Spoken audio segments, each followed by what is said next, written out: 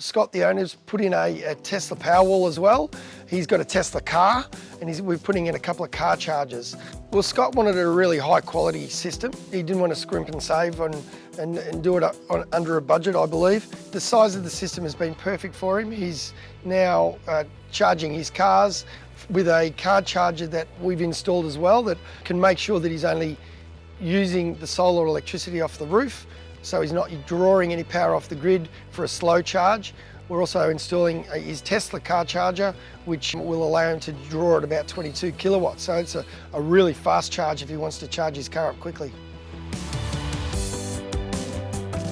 This system has got him pretty much off the grid. He's not actually buying any energy from the grid. He's in fact putting more in than he's taking out. So it's been a real successful install, and as you can see, quite a beautiful looking install as well.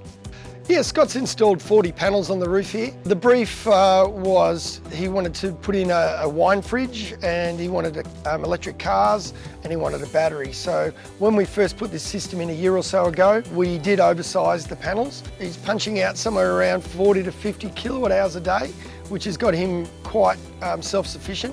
The battery that he's put in, a Tesla Powerwall, it stores 13.5 kilowatt hours, so he's making enough power to be self-sufficient. Well, what he's done is he's put a system in that has got flexibility. Okay, so moving forward, if he wants to add some other dimensions into it, we can do that with the technology that is installed.